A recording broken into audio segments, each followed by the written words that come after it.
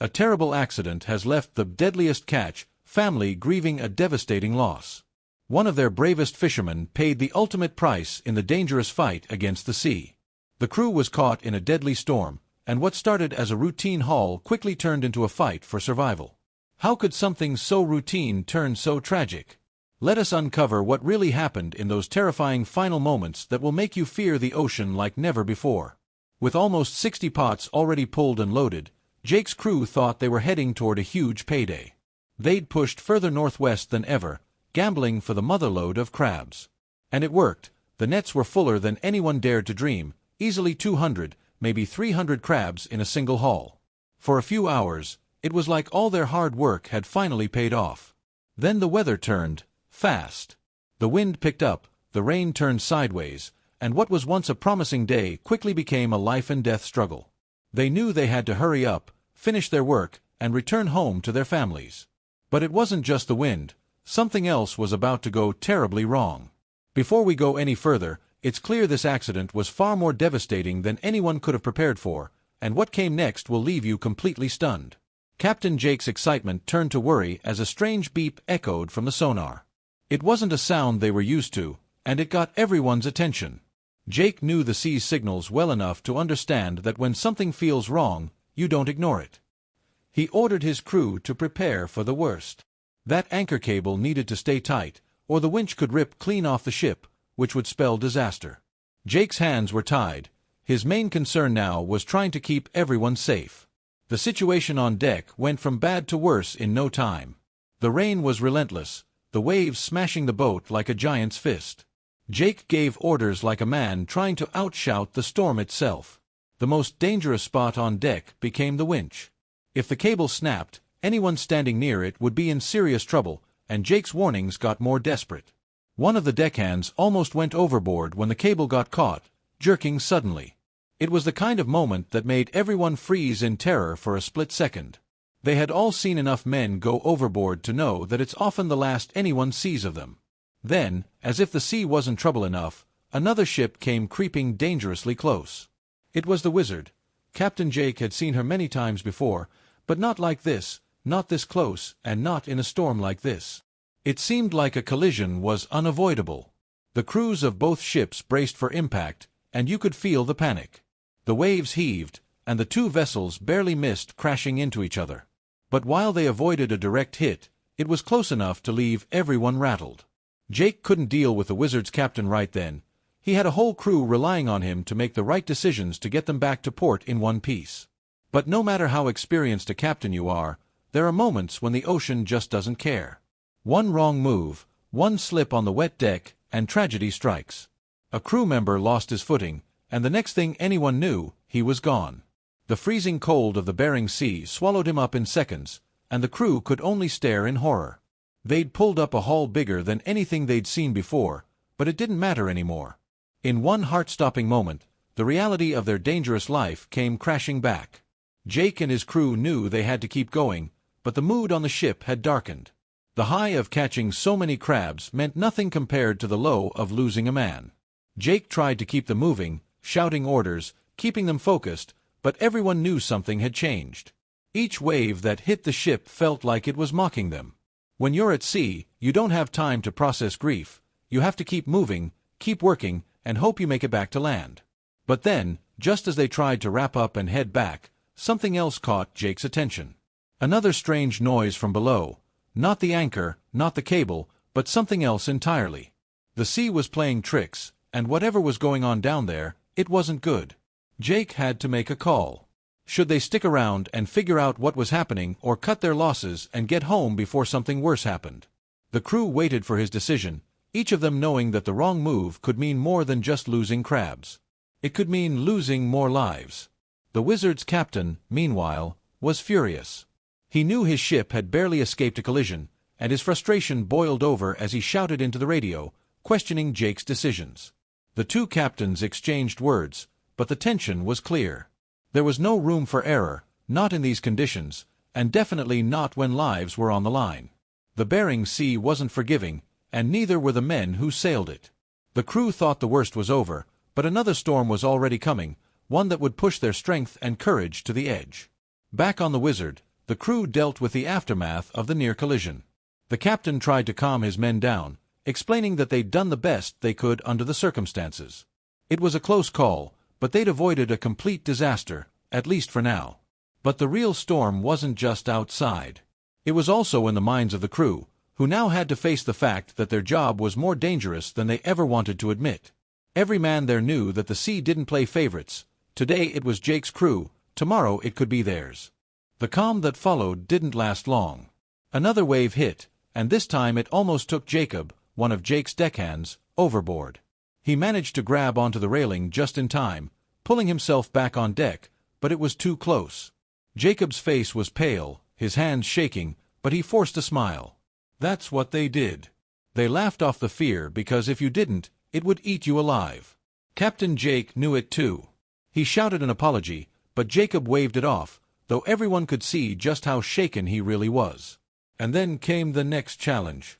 Over on the Summer Bay, Captain Wild Bill faced his own crisis when a crew member went overboard. In the middle of hauling their pots, a man slipped, and before anyone could react, he was in the freezing water. The crew acted fast, pulling him back on board, but the damage was done. The shock of the icy water left the man shivering, barely able to stand. Bill knew that they couldn't stop, they had to keep working, but he also knew they'd dodged a bullet. The Bering Sea doesn't often give second chances. Captain Jake, Captain Wild Bill, Captain Keith, and Captain Harley, each of them had faced challenges that week that pushed them to their limits. They'd lost a man, nearly collided, battled the elements, and somehow kept going. It wasn't about the crabs anymore, it was about survival. The Bering Sea is a cruel place, and the men who fish its waters know that better than anyone. They go out there for the thrill, for the money, for the chance to prove themselves. But sometimes, the cost is too high. Captain Jake knew that, as did every other captain who'd been out there long enough.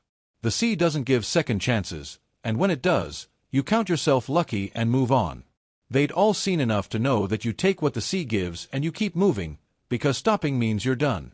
But the challenges weren't over yet. As the Cornelia Marie continued on, Captain Josh had to navigate through an area known for its unpredictable underwater currents. The sea below was a maze of currents that could pull the boat off course in seconds. The navigation instruments were working overtime, and the crew had to stay on high alert. The deckhands were exhausted, their muscles aching from the constant battle with the equipment and the sea. But there was no room for rest. Josh knew they couldn't afford to make a mistake, not in these waters. The waves grew bigger, crashing against the hull and sending icy spray across the deck. Captain Casey kept his eyes on the instruments, watching the depth gauge as they moved through the treacherous waters. One wrong move and they could end up grounded on an unseen reef, or worse, flipped by an underwater current they hadn't anticipated. The tension on the deck was palpable, every man knowing that their fate rested on the captain's decisions and the reliability of their instruments. Suddenly, the boat lurched to one side, and Josh grabbed the wheel, fighting to keep them steady. A powerful current had caught them, pulling the boat dangerously off course. The crew scrambled to adjust, their hearts pounding as the deck tilted under their feet. Casey shouted orders, his voice barely audible over the roar of the wind and waves. They had to counter the current, fight against the pull, or risk being dragged into even more dangerous waters. The crew moved like a well-oiled machine, each man knowing his role and executing it with precision. They adjusted the lines, balanced the pots, and worked to steady the ship.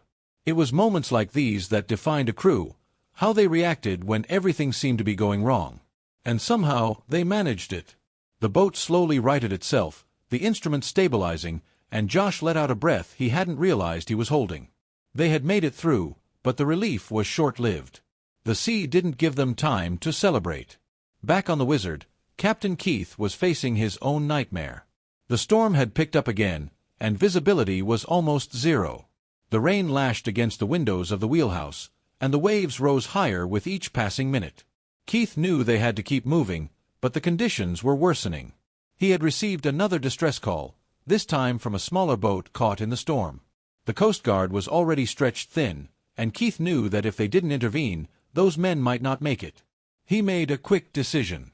They would go after the distressed boat, despite the risks. He called down to his crew, informing them of the situation.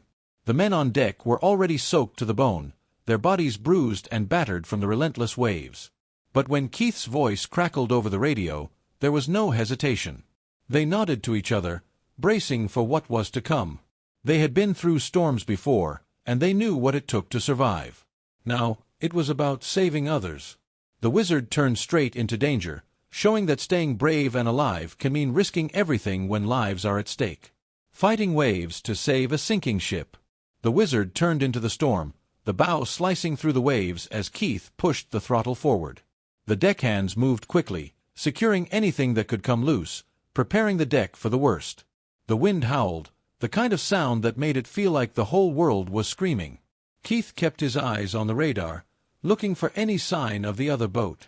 They had to be close, but in these conditions, close could mean a lot of things. Then, through the mist and rain, they saw it, a small fishing boat, barely holding on. It was being tossed around like a toy, the waves crashing over it, and Keith knew they didn't have much time.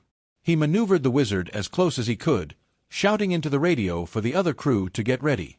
It was a dangerous move, bringing two boats together in a storm like this.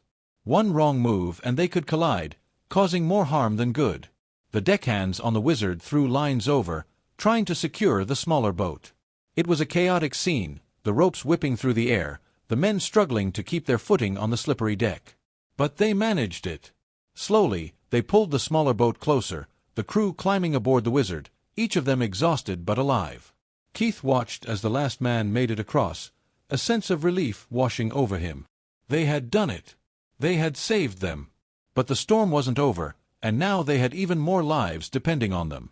As the wizard fought its way back through the storm, Keith couldn't help but think about the risks they had taken. The Bering Sea was a place where mistakes cost lives, and they had been lucky.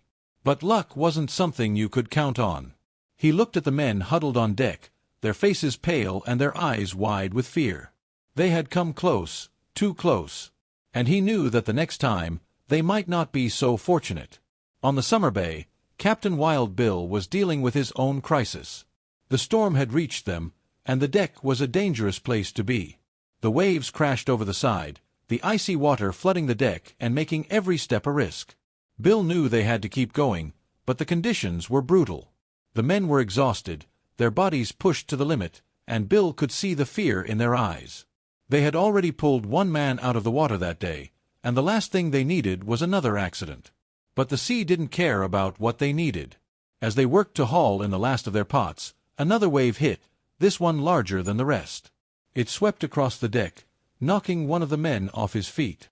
He slid across the deck, his hands scrambling for something to hold onto. Bill watched from the wheelhouse, his heart in his throat. The man managed to grab onto a railing, pulling himself back up, but it was too close. Bill knew they had to get out of there. The crabs weren't worth losing another man. He called down to the deck, telling the crew to secure everything and get ready to head back to port. The men moved quickly, their relief evident. They had been pushing their luck, and they all knew it. As they turned the boat towards home, Bill couldn't help but feel a sense of failure. They had come out here to do a job, and they had done it, but at what cost? The sea had taken its toll, and Bill knew that they had been lucky to make it out with their lives.